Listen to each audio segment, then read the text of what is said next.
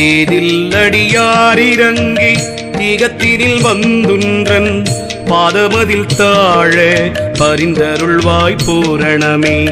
நானே நீ நீயே நான், நாம் இரண்டும் ஒன்றானால் தேனின் ருசியது போல் தேவிட்டாய் நீ பூரணமே. முடிவில் ஒரு சூனியத்தை முடித்து நின்று பாராமல் அடியில் ஒரு சூனியத்தில் அலைந்தேனே பூரணமே.